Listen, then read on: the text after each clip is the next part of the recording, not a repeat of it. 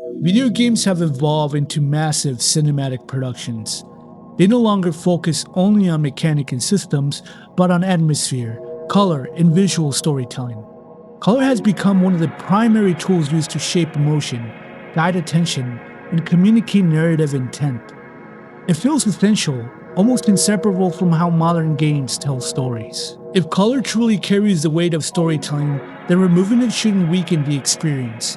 Yet cinema once told some of its most powerful stories without color, relying instead on composition, light, movement, and framing. As video games increasingly position themselves as a storytelling medium, the question becomes unavoidable. Can games still deliver the same narrative impact without color, or does stripping it away reveal how much of their storytelling was built on visual structure rather than spectacle? To fully comprehend this concept, one must first examine the foundational works of Akira Kurosawa, Masaki Kobayashi, and Hideo Kojima. Hideo Kojima represents the moment video games grew up. He moved the medium beyond high scores and mechanics, treating it instead as a serious canvas for narrative. With Metal Gear Solid, he proved games could handle heavy themes of politics, warfare, by asking players to focus on cinematic techniques like framing, silence, and point of view. This wasn't just about watching movies between levels. Kojima embedded cinematic language into the gameplay. He used camera angles and deliberate pacing to control tension, ensuring the player wasn't just reacting to systems, but living inside a carefully composed scene.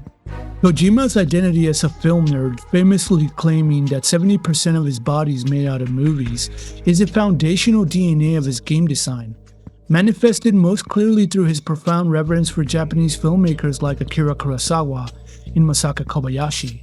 This admiration transcends mere homage and dictates both his narrative architecture and his visual language. From Kurosawa, Kojima absorbed the art of dynamic storytelling and the use of environmental motion to externalize internal conflict, heavily influencing the operatic writing style of Metal Gear Saga. Meanwhile, the rigorous symmetrical framing and tense humanist introspection found in Kobayashi's masterpiece like Harakiri directly mirror Kojima's penchant for long deliberate cutscenes that prioritize psychological pressure over rapid pacing.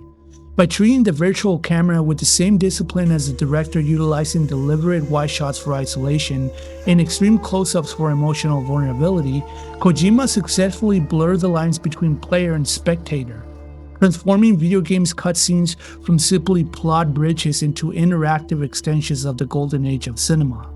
This discipline took shape in the 1950s and 60s, when the absence of color forced filmmakers to master the fundamentals of visual architecture. For Akira Kurosawa and Masaki Kobayashi, black and white was not merely a technical constraint. It was a lens that demanded absolute control over space, texture, and geometry. Without color to guide the eye, Kurosawa leaned into movement in the physical world itself. Heavy rain, swirling dust, and cutting wind, that gave the image weight and texture. The frame felt alive.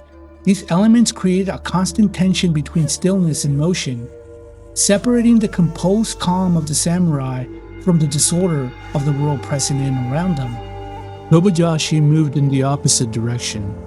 He stripped motion away and turned architecture into a psychological weapon. Through rigid composition, harsh lighting, and deep shadows, space itself became oppressive.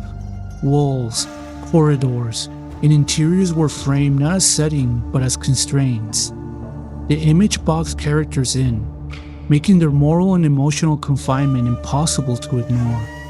Together, their work demonstrated how storytelling survived even in sharpened without color. Meaning was carried by structure, contrast, and control of the frame.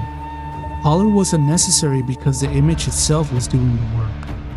His mastery of visual tension was so powerful that it crossed oceans, fundamentally reshaping the Western genre through the lens of Italian director Sergio Leone. Leone didn't just remake Kurosawa Yojimbo into a fistful of dollars.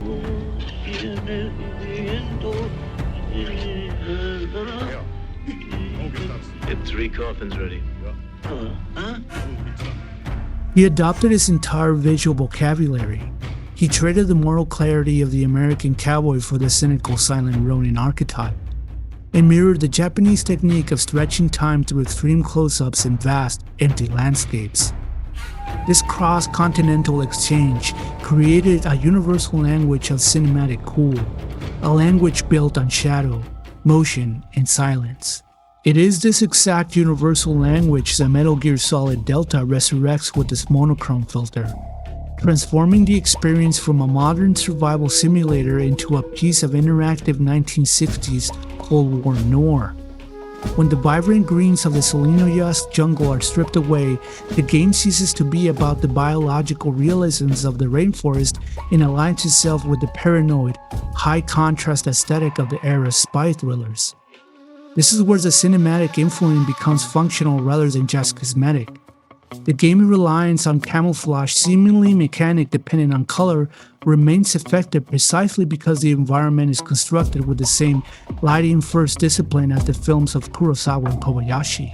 In this mode, survival isn't about matching green fatigues to green grass, it is about inhabiting the negative space. The advanced volumetric lighting and the dense foliage function, just like the films of the 1960s, creates a pocket of deep crushing shadows where Snake disappears. By removing the distraction of color, the player is forced to read the environment through the cinematic stare, judging safety not by texture, but by the intensity of light and the silhouette of the terrain. The result is an experience where the player isn't just controlling a soldier, but actively participating in the visual composition of a period piece, proving that the tension of stealth is derived not from the spectrum of color, but from the mastery of contrast. This monochrome presentation behaves less like a graphical restriction and more like a narrative time machine. It validates the argument that true immersion is not only the product of high-fidelity realism, but of consistent artistic vision.